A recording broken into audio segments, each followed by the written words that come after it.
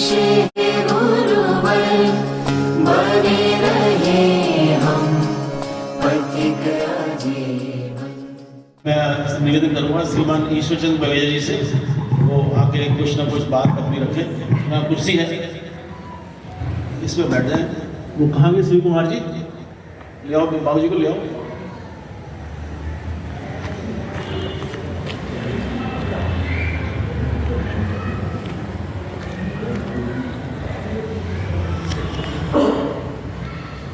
आप deputy director general retired हैं BEd department से, और आजकल गुरुग्राम में रहते हैं, शिवाजी नगर गुरुग्राम में रहते हैं।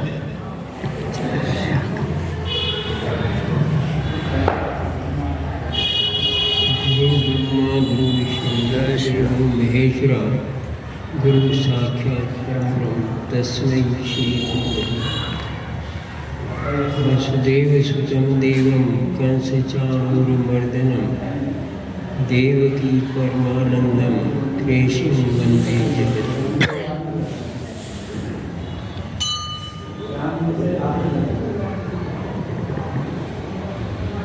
ऐसा है कि हमारा और गुरु जी का संपर्क कार्यालय में हुआ,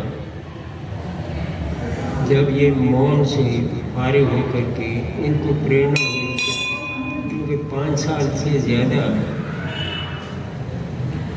विदाउट पे अगर रहा जाए तो वो सर्विस में ब्रेक आ जाती थी।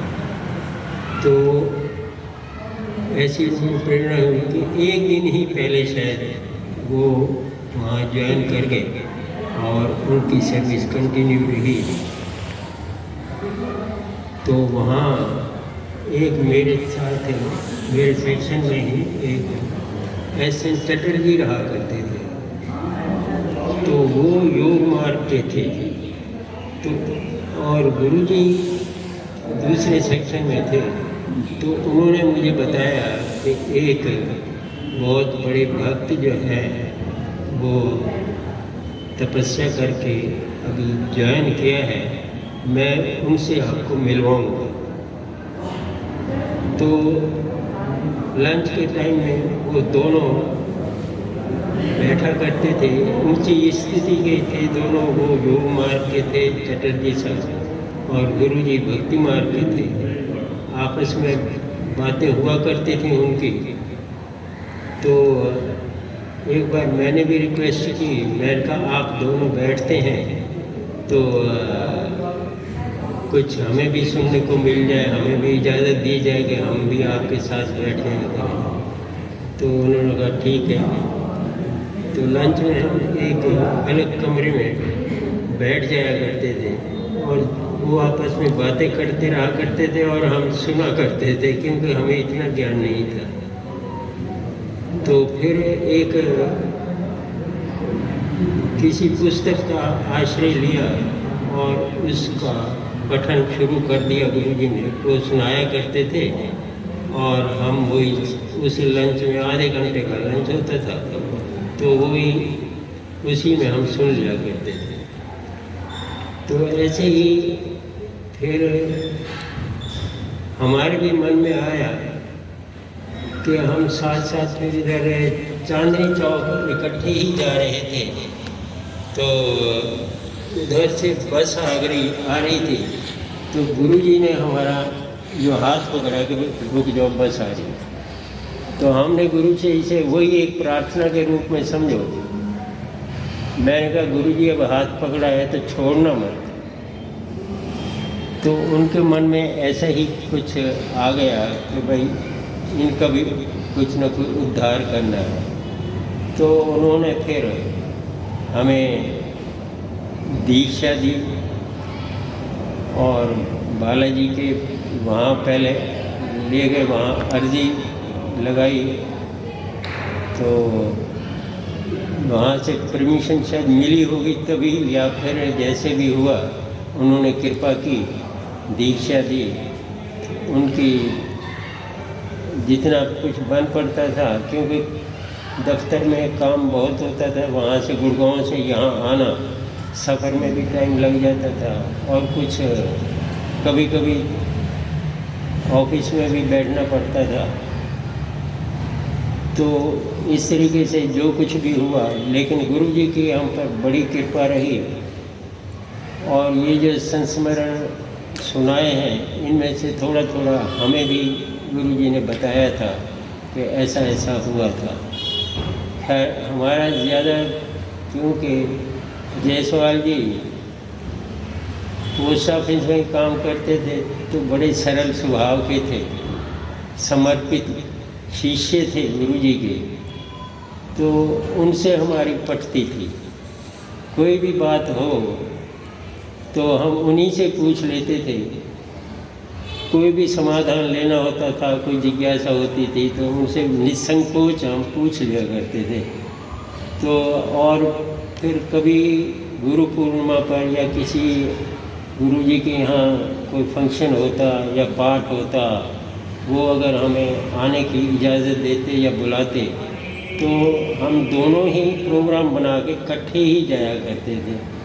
तो उन्हीं के कारण यानी हम भी थोड़ा यानी कुछ सीख गए कि क्या कुछ होता है या भक्ति क्या होती है। और जब से दीक्षा ली है या गुरु जी के शरण में आए हैं, तब से ऐसा महसूस हुआ है कि हमें किसी चीज़ की कोई लौकिक या अलौकिक कोई भी किसी बात की कोई कमी नहीं रही।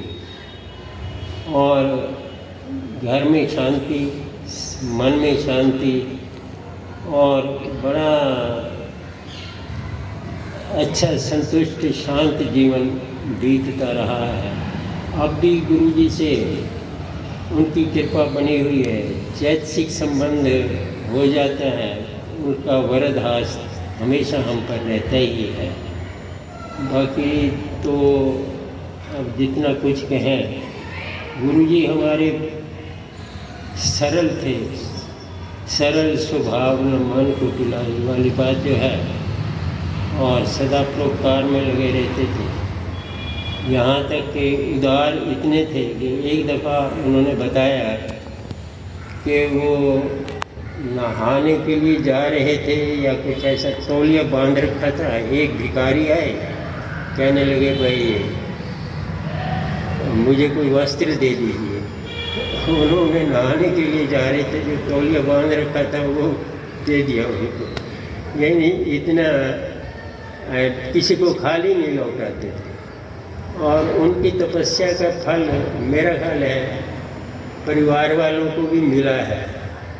परिवार में भी शांति के लिए वो कहते थे, बहुत बड़ा यज्ञ भी किया था यहाँ पर, तो उनके लिए भी और आसपास जो रहने वाले थे उनके लिए भी बहुत कुछ उनकी तपस्या का लाभ मिला है। तो गुरु जी हमारे बड़े सरल स्वभाव थे। एक सूल मोहि बिसर न काऊ, गुरु कर कोमल सहज सुनाओ। वो प्रेम मूर्ति थे, सरल थे बहुत, और क्षमा मूर्ति थे। किसी की कोई भी यानी हमेशा वो शांत रहते थे, हंसते रहते थे। जैसा इन्होंने बताया कि भैया वाकई उनके चेहरे पर इतना तेज होता था कि किसी यानी मुझे तो कम से कम उनसे बात करने के लिए भी संकोच होता था। इसलिए मैं जायसवाल साहब से ही कोई बात पूछ लेता था कि भैया ये क्या करना है, कैसे होता है, क्या है। तो इसी हिसाब से यानी अभी तक उनकी हम पर बड़ी कृपा बनी हुई है, परिवार पर कृपा बनी हुई है। बहुत बहुत उनका मैं क्या वर्णन करूं। अब मन शांत है और बहुत सुखी हूँ उनके चरण आश्रय में। बड़ी कृपा है उनकी। जय ऐसा दो आशीष है गुरुवर, बने रहे हम पथिक आजीवन।